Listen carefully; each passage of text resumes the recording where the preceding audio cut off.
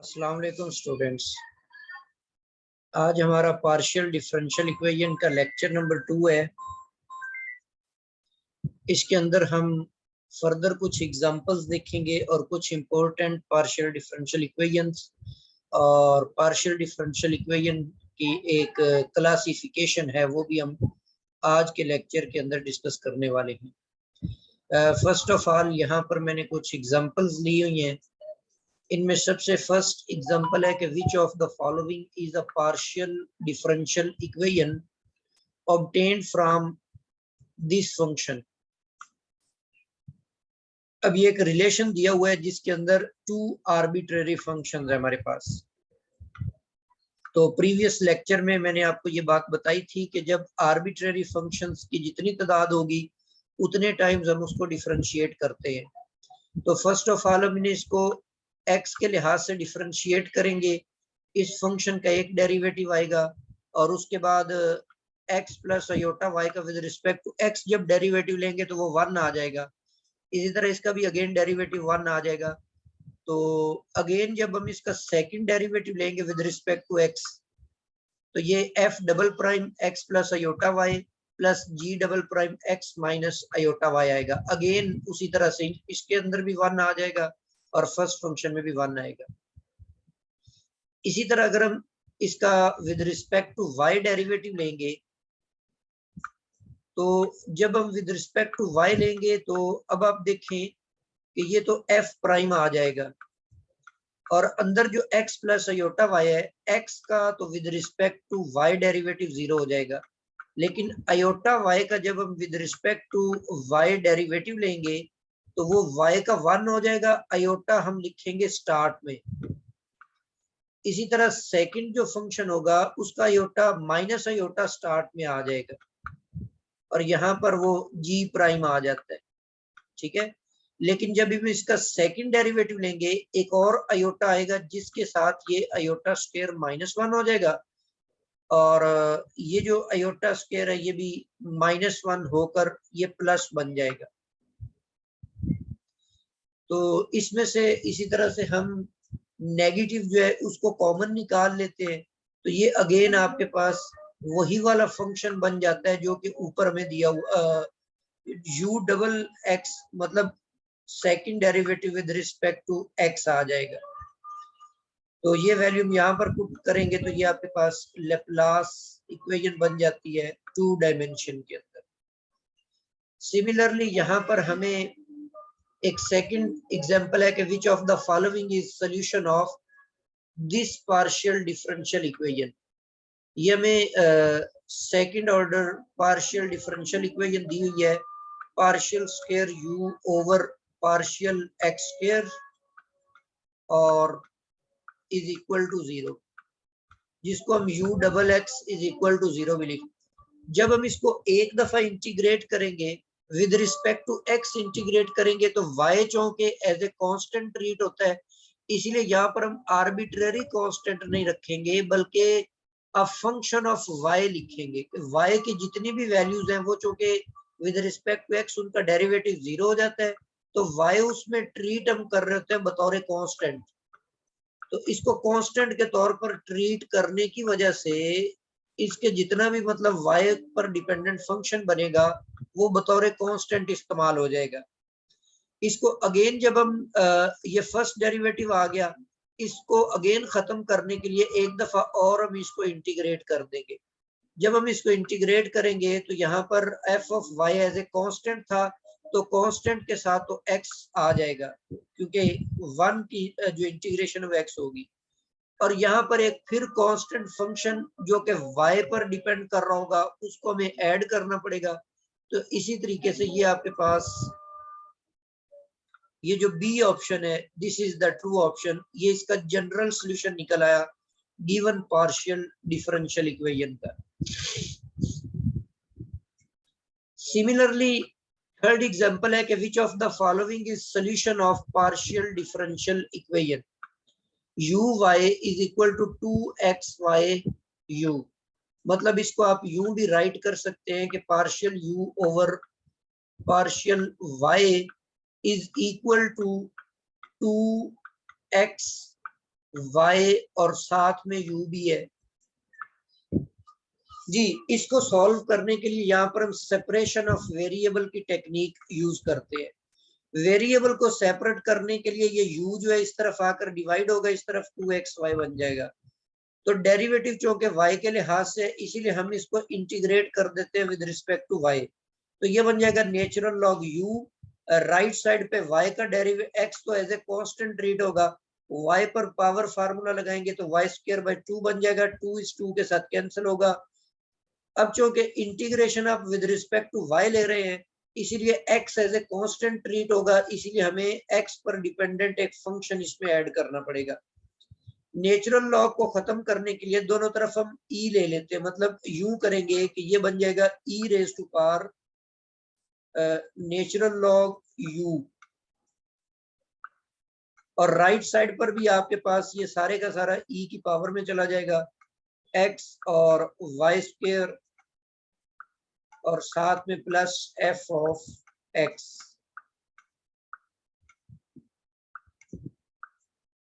ये natural log e इसके साथ कैंसिल आउट हो जाएगा, तो u इक्वल हो जाएगा इसके, u is equal to e raise to power f of x, again कोई और फंक्शन x का बन जाएगा, इसको मैं f ऑफ x से डिनोट कर देता हूँ, और बाकी आपके पास e raise to power x y square बन जाएगा।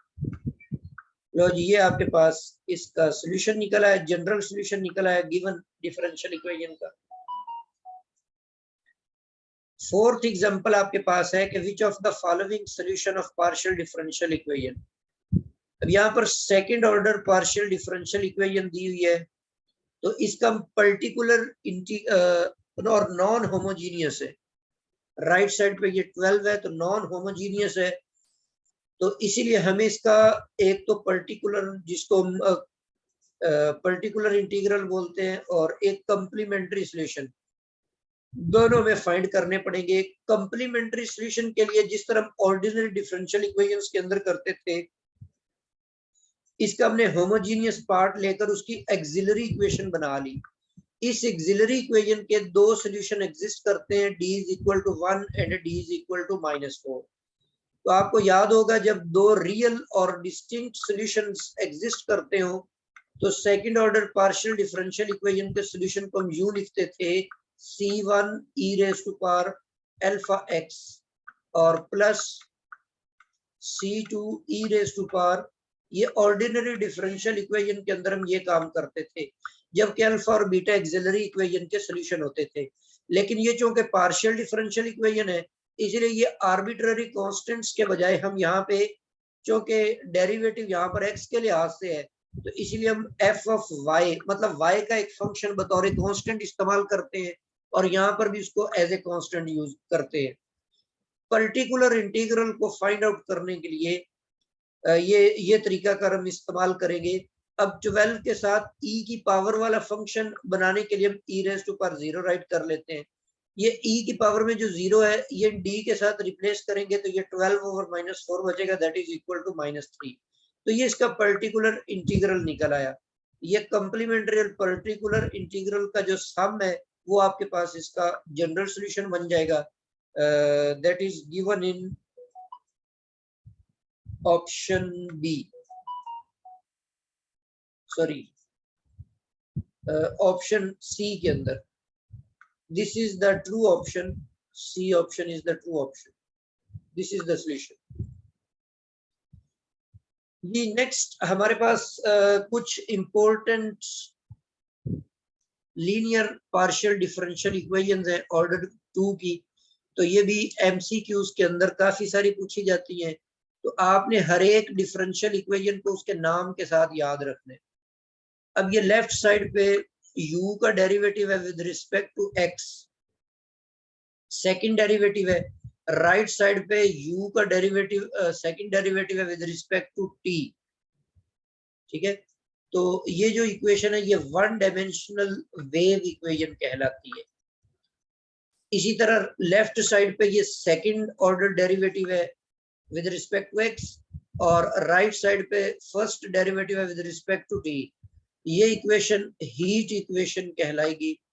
और ये जो थर्ड इक्वेशन है, ये आपको पता ही है कि लेप्लास इक्वेशन कहलाती है, कॉम्प्लेक्स में भी हमने पढ़ा लेप्लास इक्वेशन को। और इसी तरह फोर्थ वन जो है, लेप्लास इक्वेशन में राइट साइड पे जीरो होता है। अगर यहाँ पे कोई एक्स और वाई का फंक्शन आ जाए that is non zero function, तो फिर ये लेप्लास नहीं बल्कि पॉइसन इक्वेशन कहलाती है। और ये U T plus C U X, जिसको आप इस तरीके से भी राइट कर सकते हैं कि partial you over partial T, T के लिहाज से फर्स्ट डेरिवेटिव, और यहाँ पे कांस्टेंट है, और फिर u का with respect to x derivative है। ये जो डिफरेंशियल इक्वेशन है ये one dimensional linear transport equation कहलाती है, ट्रांसपोर्ट इक्वेशन जी। इसी तरह नेक्स्ट आपके पास थ्री डायमेंशनल वेव इक्वेशन है। बेसिकली थ्री डायमेंशनल में जो लेप्लाशियन होता है उसको हम इस तरीके से डिफाइन करते हैं, partial square u over partial x square और plus partial square u over partial y square. ये टू डायमेंशनल में लेप्लाशियन हो गया। थ्री डायमेंशनल के अंदर आपको derivative with respect to z भी लेना पड़ेगा। तो ये आपके पास थ्री डायमेंशनल लेप्लाशियन बन गया है। तो थ्री डायमेंशनल में ये लेफ्ट साइड पे लेप्लाशियन होता है, राइट साइड पे u का with respect double derivative with respect to t होता है। ये वेव इक्वेशन है थ्री डायमेंशनल के अंदर। इसी तरह ये हीट इक्वेशन आ गई थ्री डायमेंशनल में, ये लेप्लास इक्वेशन थ्री डायमेंशनल में, पॉइसन इक्वेशन और हेल्महोल्ट्ज इक्वेशन और three dimensional equation of continuity fluid के अंदर बहुत ज्यादा इस्तेमाल होती है। 2020 के पेपर में पीपीएससी के लेक्चरशिप के पेपर में ये क्वेश्चन पूछा गया था इक्वेशन ऑफ कंटिन्यूटी का, तो ये भी आप इसके अंदर ऐड कर लें। नेक्स्ट आपके पास है प्रिंसिपल ऑफ सुपरपोजिशन। सपोज करते हैं कि u1 u2 up to un these all are solution of linear homogeneous partial differential equation, then an arbitrary linear combination, ये जितने भी सॉल्यूशन वाले फंक्शन आपने लिए हुए हैं इन तमाम फंक्शंस का जो लीनियर कॉम्बिनेशन होगा this is also a solution of that equation. तो वो लीनियर कॉम्बिनेशन जो होगा वो भी उसी पार्शियल डिफरेंशियल इक्वेशन का सॉल्यूशन होगा। एक एमसीक्यूज भी देख लें, अगर u1 और u2 आपके पास सॉल्यूशन है linear homogeneous partial differential equation के किसी भी, then which of the following may not be a solution of that equation। अब जो सम होता है वो भी लीनियर कॉम्बिनेशन होता है, जो डिफरेंस होता है वो भी लीनियर कॉम्बिनेशन होता है, लेकिन जो प्रोडक्ट होता है ये लीनियर कॉम्बिनेशन नहीं होता। तो ये C option is the correct option. तो u1 u2 जो है वो उसी डिफरेंशियल इक्वेशन का सॉल्यूशन नहीं होगा जी। नेक्स्ट हमारे पास है an Lagrange equation. An equation of this form, यहाँ पर ये जो स्मॉल p है, मतलब मैं इस इक्वेशन को थोड़ा सा इस तरीके से भी लिखूंगा कि ये जो p है बेसिकली ये फंक्शन है x y और z का, और जो स्मॉल p है स्मॉल p से मुराद है यहाँ पर अब आप कोई और फंक्शन सपोज u कर लें, partial u over partial x plus ये जो q है ये आपके पास x y और z का फंक्शन है। सॉरी यहाँ पर u नहीं बल्कि z ही आएगा। ये स्मॉल p से मुराद partial z over partial x, और यहाँ पर भी partial z over partial y आ जाएगा, और इक्वल किसके r के है जी। इस शक्ल में जो भी आपको पार्शियल डिफरेंशियल लिखी हुई मिलेगी उसको हम लैग्रेंज इक्वेशन का नाम देंगे।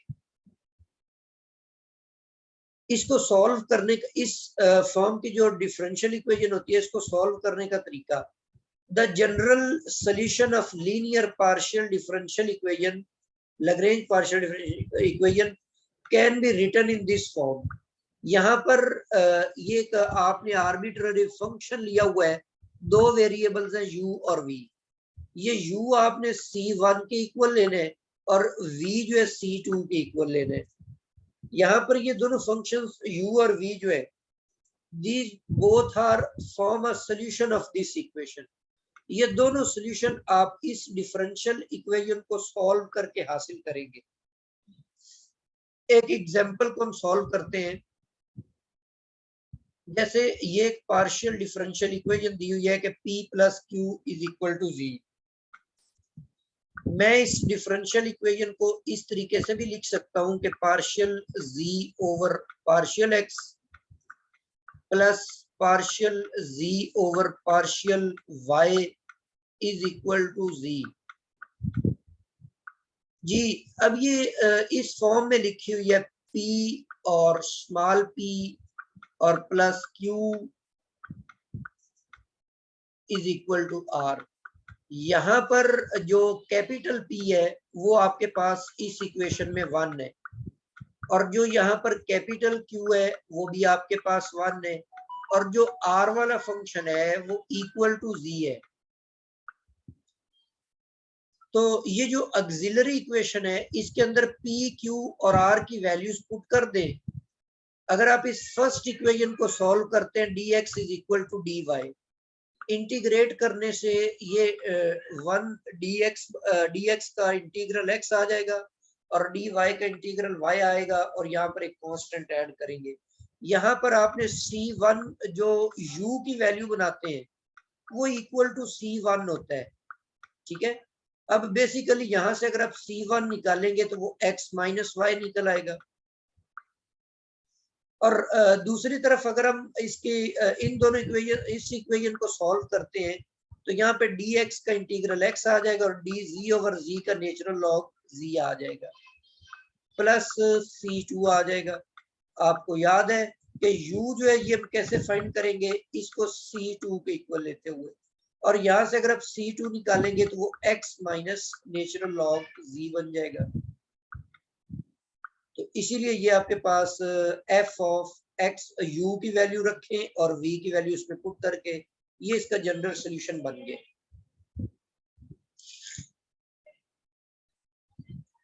जी, नेक्स्ट आपके पास है classification of second order partial differential equations. Consider the general linear homogeneous partial differential equation of order 2। ये ऑर्डर 2 की हमने पार्शियल डिफरेंशियल इक्वेशन ली हुई है जिसमें टोटल 6 टर्म्स हैं। ये u का second derivative with respect to x है, ये u का second derivative with respect to x and y है, ये u का second derivative with respect to y है, ये u का first derivative with respect to x है, और ये u का with respect to y derivative है फर्स्ट, और ये u है। ये जो इक्वेशन है, this equation is said to be, इस इक्वेशन को आप एलिप्टिक इक्वेशन का नाम देंगे। ये जो फर्स्ट 3 टर्म्स हैं इनके जो कोफिशिएंट्स हैं a और b और c, इनका हम बना लेते हैं डिस्क्रिमिनेंट्स। तो ये डिस्क्रिमिनेंट अगर नेगेटिव होगा तो वो इक्वेशन जो होगी वो एलिप्टिक इक्वेशन है, और अगर ये डिस्क्रिमिनेंट 0 होगा तो वो पैराबोलिक इक्वेशन है, अगर वो डिस्क्रिमिनेंट पॉजिटिव होगा तो फिर वो हाइपरबोलिक इक्वेशन है। इसका मतलब है कि सेकंड ऑर्डर डिफरेंशियल इक्वेशन जो है वो एलिप्टिक होगी, पैराबोलिक या हाइपरबोलिक होगी। ये सिर्फ और सिर्फ डिपेंड करता है इस इक्वेशन की फर्स्ट 3 टर्म्स के ऊपर। जो लास्ट 3 टर्म्स है उनका इसके अंदर कोई रोल प्ले नहीं होगा जब आप डिटरमिन करेंगे कि वो एलिप्टिक है, पैराबोलिक है या हाइपरबोलिक इक्वेशन है। मिसाल के तौर पर लैप्लास इक्वेशन को आप चेक करना चाहते हैं। अब second derivative plus second derivative with respect to y, अब जो x के लिहाज से सेकंड डेरिवेटिव होता है उसका कोफिशिएंट a होता है, और जो मिक्स डेरिवेटिव होता है x और y के लिहाज से उसका कोफिशिएंट b होता है, लेकिन वो टर्म यहाँ पर मौजूद नहीं है, इसीलिए b की वैल्यू 0 चूज कर लेते हैं। y का सेकंड डेरिवेटिव इसका कोफिशिएंट भी 1 है तो c की वैल्यू भी आपके पास 1 आ गई। इससे हम डिस्क्रिमिनेंट निकालते हैं, वो -1 निकल आता है, तो इसका मतलब है गिवन इक्वेशन जो है वो एलिप्टिक इक्वेशन है। जी फर्दर आपके पास हीट इक्वेशन, हीट इक्वेशन को चेक करते हैं कि ये एलिप्टिक है, पैराबोलिक है या हाइपरबोलिक है। अब ये x के लिहाज से सेकंड डेरिवेटिव है, इसका कोफिशिएंट 1 ले लिया। दूसरा इंडिपेंडेंट वेरिएबल है t। अब t के लिहाज से सेकंड डेरिवेटिव तो है कोई नहीं, तो c 0 आ गया। इसी तरह x और t का मिक्स डेरिवेटिव भी नहीं है, तो इसीलिए b भी 0 चूज कर लिया। डिस्क्रिमिनेंट जब फाइंड आउट करेंगे तो वो 0 निकल आएगा, इसीलिए ये आपके पास जो इक्वेशन है हीट इक्वेशन, ये पैराबोलिक इक्वेशन है। तो इस तरीके से आप किसी भी second order partial differential equation को मालूम कर सकते हैं कि वो एलिप्टिक है, पैराबोलिक है या हाइपरबोलिक है। ये भी पीपीएससी के अंदर एग्जाम के लिहाज से वेरी इंपॉर्टेंट टॉपिक है, तो इसको भी आपने अच्छे तरीके से तैयार करें। जो डिफरेंट एक्सरसाइजेस करके इक्वेशंस को चेक करें कि वो एलिप्टिक है, पैराबोलिक है या हाइपरबोलिक नेचर रखती है। जी यहाँ तक हमारा आज का जो लेक्चर है ये मुकम्मल हो गया है। इसके अंदर अगर आप कुछ पूछना चाहते हैं तो मैं आपको अनम्यूट कर रहा हूँ, तो आप पूछ सकते हैं।